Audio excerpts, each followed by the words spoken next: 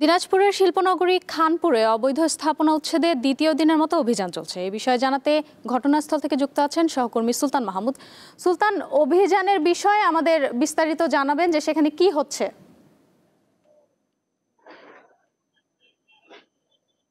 আজকে দিনাজপুরের বেসিক নগর, যেটি পুলহাটের থেকে খানপুর পর্যন্ত প্রায় 12 কিলোমিটার রাস্তার যে দুই পাশে অবৈধ স্থাপনা, বিশেষ করে ঘরবাড়ি দোকানপাট যে রয়েছিল, সেটি কিন্তু সকাল থেকেই কিন্তু দ্বিতীয় দিনের মতন উচ্ছেদ অভিযান শুরু হয়েছে। আমরা দেখেছি যে দিনাজপুর সড়ক ও জনপথ বিভাগের কর্মকর্তারা সহ জেলা প্রশাসন এবং পুলিশ প্রশাসনের যৌথ উদ্যোগে কিন্তু এই অবৈধ উচ্ছেদ অভিযান কিন্তু শুরু হয়েছে এবং এতে করে এই এলাকার প্রায় 5,000-এর অধিক দোকানপাট ঘরবাড়ি কিন্তু এই উচ্ছেদ অভিযানের অংশ হিসাবে তারা পড়েছে বলে আমরা জানতে পেরেছি। এবং আমরা এখন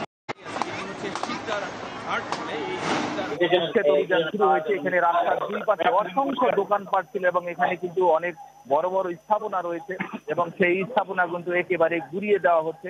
পাশাপাশি আমরা এটাও জেনেছি যে সড়ক এবং জনপথ বিভাগের থেকে গত 15 এই অবৈধ স্থাপনা উচ্ছেদের যে কার্যক্রম শুরু হবে সেই জন্য কিন্তু প্রত্যেকটি দোকানপাট বা দোকান মালিক থেকে শুরু করে যারা ঘর বাড়ির মালিক রয়েছেন তাদের কাছে কিন্তু নোটিশ করা হয়েছিল এবং একটি নির্ধারিত অংশ কিন্তু ভেঙে দেওয়া হবে, সেই অংশটিও কিন্তু বলা হয়েছিল।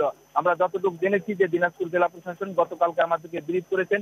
তিনি বলেছেন যে এই রাস্তাটি 120 ফিট প্রশস্তকরণের জন্য যে সরকারি নির্ধারিত যে অধিগ্রহণ করা আগেই করা ছিল, সেই অধিগ্রহণকৃত জায়গার মধ্যে 85 ফিট রাস্তা কিন্তু প্রশস্তকরণের কাজ শুরু হবে।